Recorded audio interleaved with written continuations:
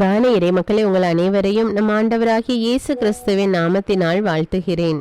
இன்று இறைவார்த்தையில் இறைவாக்கினர் ஒசேயா கூறுகிறார், வாருங்கள் நம் ஆண்டவரிடம் திரும்புவோம், ஏனெனில் நம்மை காயப்படுத்தியவர் அவரே, அவர்தான் நம்மை குணமாக்குவார். நமக்கு எந்த தீங்கு நடந்தாலும் ஆண்டவர் தான் நமக்கு நன்மையும் செய்ய வேண்டும்.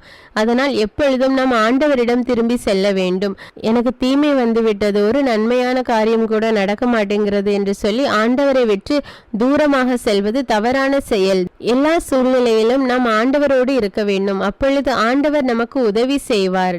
மேலும் நாம் ஆண்டவருடைய சமூகத்தில் நான் பாவி அல்ல, நான் நேர்மையானவன் என்று சொல்லி நம்மை நாம் உயர்த்தும் போது நாம் தாழ்த்தப்படுகிறோம். ஏனெனில் எல்லோரும் பாவிகள் தான். நம்முடைய பாவத்தை நாம் உணர்ந்து அதை அறிக்கையிட வேண்டும். அப்பொழுது நாம் நேர்மையாளர்களாக மாற்றப்படுகிறோம், நாம் தூயவர்களாக மாற்றப்படுகிறோம். நம்மை ஆண்டவருடைய சமூகத்தில் நாம் தாழ்த்தும் போது ஆண்டவர் நம்மை உயர்த்துகிறார். அன்பின் பரலோக பிதாவே, உம்மை போற்றுகிறோம், உம்மை புகழ்கிறோம், உம்மை ஆராதிக்கிறோம், உமக்கு நன்றி கூறுகிறோம். அப்பா, இரக்கமுள்ள ஆண்டவரே, மன்னிக்கும் தந்தையே, எங்கள் அன்பு நேசரே, எங்கள் கேடயமாக இருப்பவரே, நேற்றும் இன்றும் என்றும் மாறாதவரே, என்றும் வாழும் எல்லாம் வல்ல இறைவா, உமக்கு நன்றி ராஜா, நன்றி தேவனே. இன்னும் அதிகமாக இறை வார்த்தைகளை வாசித்து உம்முடைய அன்பை புரிந்து கொள்ள எங்களுக்கு உதவி செய்யும் ராஜா. நாங்கள் ஒவ்வொருவரும் தூய்மையோடும் நேர்மையோடும் வாழ வேண்டும் என்று விரும்புகிற தேவனே, உமக்கு நன்றி ராஜா, நன்றி தேவனே. தன்னைத்தான் தாழ்த்துகிறவர் உயர்த்த பெறுவார் என்ற இறை வார்த்தைக்கேற்ப ஆண்டவரே, இதோ எங்களை உம்முடைய சமூகத்திலே தாழ்த்துகிறோம் அப்பா. உம்முடைய மக்களாக ஒப்பு கொடுக்கிறோம் ராஜா. நீர் எங்களை ஆட்கொள்ளும் ராஜா, எங்களுடைய செயல்களை ஆட்கொள்ளும் ராஜா, எங்களுடைய சிந்தனைகளை ஆட்கொள்ளும் தேவனே. எங்களோடு இருந்து எங்களை வழி நடத்தும் அப்பா. உம்முடைய விருப்பத்தின்படி நாங்கள் வாழ எங்களை ஒப்பு கொடுக்கிறோம் அப்பா. நீர் பலியை அல்ல, இரக்கத்தையே விரும்புகிற தேவன் அப்பா. தந்தையே, எங்கள் ஒவ்வொருவர் மீது இரக்கமாயிரும் அப்பா. எங்களுடைய குடும்பத்தின் மீது இரக்கமாயிரும் ராஜா. எங்களுடைய சகோதர சகோதரிகள், உற்றார் உறவினர்கள் மீது இரக்கமாயிரும் தேவனே. நாங்கள் கைட்டு சேர எல்லா வேலைகளிலையும் ஆசீர்வாதத்தை கட்டளையிடும் ராஜா. எங்கள் மீது இரக்கமாயிரும் அப்பா. ஒரு நாள் எங்களை விட்டு விலகாது எங்களை பாதுகாத்து கொள்ளும் தேவனே. எங்கள் ஒவ்வொருவரையும் ரத்த கோட்டைகளை ஒப்பு கொடுக்கிறேன் அப்பா. எல்லா துதிகான மகிமை உமக்கே செலுத்துகிறேன். இயேசுவின் இன்ப நாமத்தில் ஜெபிக்கிறேன், ஜீவனுள்ள நல்ல பிதாவே, ஆமேன். முதல் வாசகம் இறைவாக்கினர் ஒசேயா நூலிலிருந்து வாசகம். அதிகாரம் 6, இறைவார்த்தைகள் 1 முதல் 6. வாருங்கள் ஆண்டவரிடம் நாம் திரும்புவோம். நம்மை காயப்படுத்தியவர் அவரே, அவரே நம்மை குணமாக்குவார். நம்மை அடித்து நொறுக்கியவர் அவரே, அவரே நம் காயங்களை கட்டுவார். 2 நாளுக்கு பிறகு நமக்கு புத்துயிர் அளிப்பார்.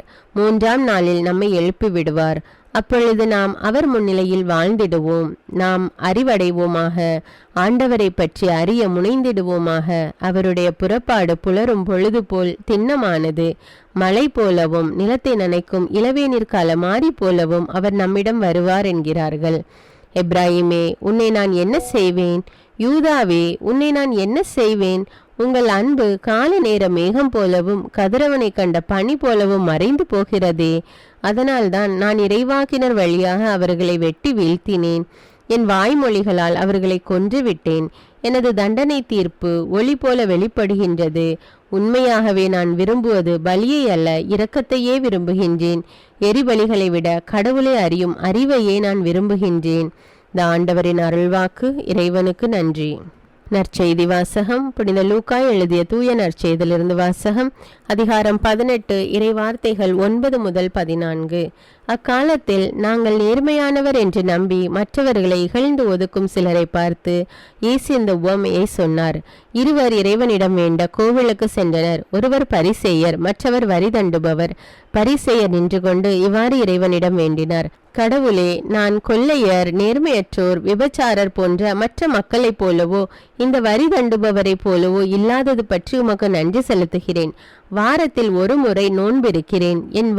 என் வருவாயில் எல்லாம் 10 பங்கை கொடுக்கிறேன். ஆனால் வரி தண்டுபவர் தொலைவில் நின்று கொண்டு வானத்தை அண்ணாந்து பார்க்க கூட துணியாமல் தம் மார்பில் அடித்து கொண்டு, கடவுளே, பாவியாகிய என் மீது இறங்கி அருளும் என்றார். இயேசு பரிசேயர் அல்ல, வரி தண்டுபவரே கடவுளுக்கு ஏற்புடையவராகி வீடு திரும்பினார்.